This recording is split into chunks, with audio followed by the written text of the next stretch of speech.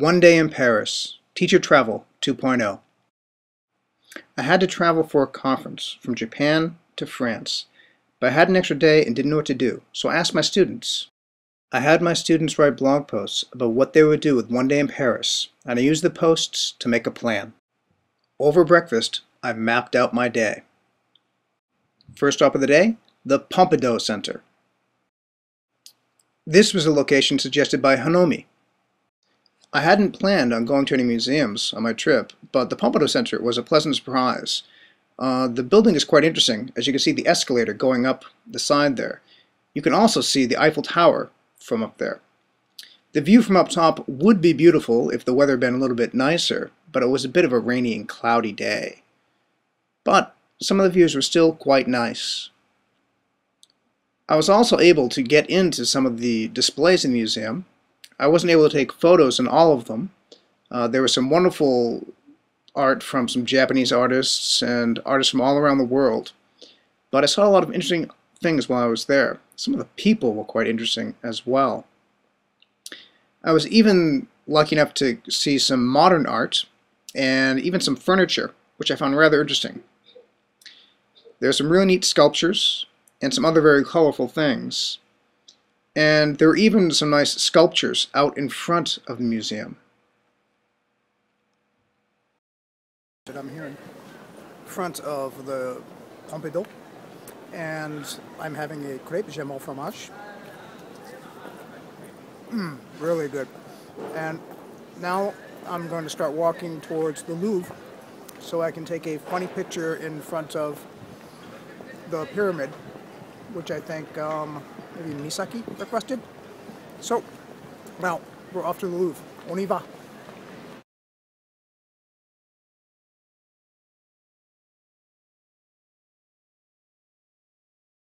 I found the Louvre, and so now I'm walking around trying to find the the big glass pyramid so that I can take a funny picture in front of it, as per requested.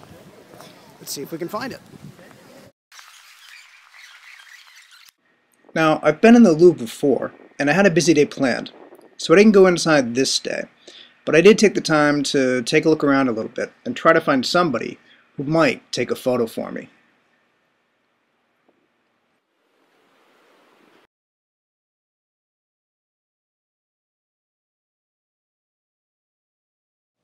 After finding someone to take my silly photos in front of the pyramid at the Louvre, the next step was just to continue down the path towards the Arc de Triomphe and pass through the Garden des Tuileries.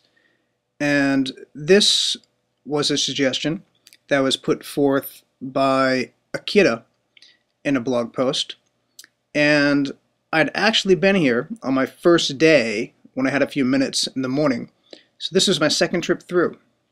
The Tuileries has some beautiful gardens. Unfortunately, in the autumn, a lot of the things are kind of dying off, but there are still some wonderful statues. And they were really interesting to see some of these and see the people just laying about and looking at the statues and enjoying the weather. This statue seems a little ashamed of the bird on his head. You might notice here that the weather's changed a little bit, as these are the photos from my first day at the Tuileries. And it was a much more beautiful day. The sun was out. My last day at Paris was a very rainy, cloudy day. But I was able to get better pictures on the first day, as you can see here. Here's another shot of the pond in the middle, which everybody sits around and relaxes, reading books, smoking cigarettes, chatting, and basically just enjoying the beautiful views. You can also see the Eiffel Tower from the Tuileries. The next stop from the Tuileries was the Place de la Concorde, which has some wonderful fountains and a large obelisk in the central square. And from there, this led right down the Avenue des Champs-Élysées, which brought me right on the way to my next stop, the restaurant La Durée. And this was a suggestion by Misaki, and she wanted me to get a pastry there. Unfortunately, bad news. Here to La Durée, to get some pastry, but their shop is closed. They're not open right now because they had an accident or something. So they've got a few other locations in Paris I might be able to go to, but I don't know if I'm going to have the time. So I'm sorry, I came here, but I couldn't get a pastry. Maybe next time. So I continued on to the L'Arc de Triomphe. No students suggested this, but I thought I'd take a look anyway, because it was right down the road. L'Arc de Triomphe, walking through the underground access tunnel here, and on my way to go and stand underneath the arch. The Arc de Triomphe is an important historical landmark in Paris, and it's really just a beautiful sight to see. It's amazing, the architecture here, and some of the detail along the sides of the arch are quite beautiful. It was really nice to get to see this again, and I'm glad the students put me on the path to head into this direction. But I had other places to go, so the next stop was the Café des Deux Moulins, and this was a suggestion by Minami, and she wanted me to go here because she saw it in a movie. And she wanted me to eat creme brulee. So here I am enjoying my creme brulee. I heard it was very important to focus on cracking the crust on the top, but I didn't want to talk through it because people were staring at me because I was recording myself with my iPhone, so I was a little embarrassed. But the creme brulee was absolutely amazing. I'm really glad that Minami suggested this restaurant because this was absolutely fantastic. Thank you for suggesting this. Next, I walked up the street to see the Moulin de la Galette, which was suggested by my student Minami, who really wanted me to go see the Moulin Rouge. I did go to the Moulin Rouge, but I did not go in for a show. It was rather expensive, and it seemed like a strange place for me to go all alone. So I decided to head down to the river to the Bateau Mouche. And this was suggested by Kanta, who told me that it would even be good if there was rain because of the roof. Thanks to you, I'm now on the Bateau Mouche, and you can see the Eiffel Tower behind me, and we're getting ready to go.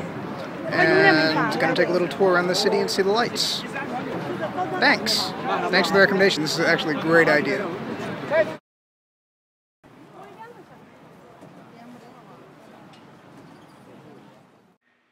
Of course, while Kanta warned me that it would be fine even if it was raining because of the glass ceiling, I was on one of the boats without a glass ceiling. So while we traveled down the river looking at the beautiful sights and the bridges and the architecture along the way, I was actually standing out in the rain all by myself.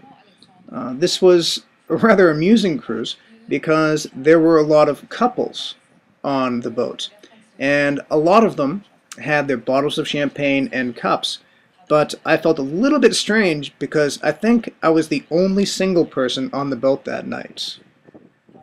This is just a reminder that Paris is a great city for couples. It's not a great place to be single. Next time, I think I'm going to have to bring my wife and kids to really enjoy the city.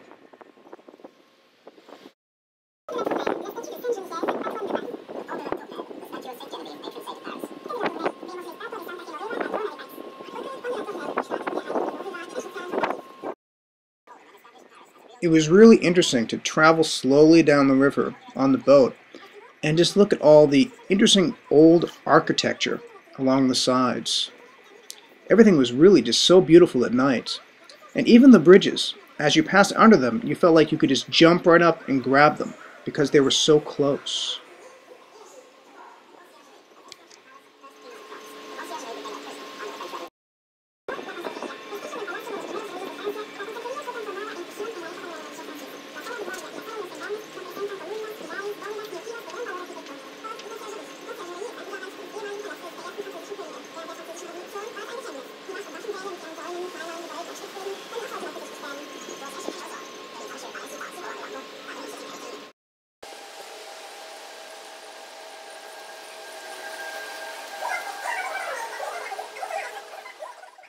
soon we started getting more glimpses of the Eiffel Tower off in the distance. And this was the final destination of the boat and the last attraction on the trip. So we were all really excited as we saw it coming down the river. And the Eiffel Tower was one of the last stops on my trip for the day. And this was suggested by Senna, who wanted me to visit this to see the illumination. Well, the illumination was absolutely gorgeous. Of course, the tower was beautiful, just when it was lit up normally with just the static lights. But these blinking lights just made it much more beautiful. Everybody on the boat oohed and ahed and posed for pictures and were handing cameras around. This was a beautiful ending to a fantastic day in Paris. Thank you all for taking the time to plan my last day in Paris. It was possibly the best day I had while I was there.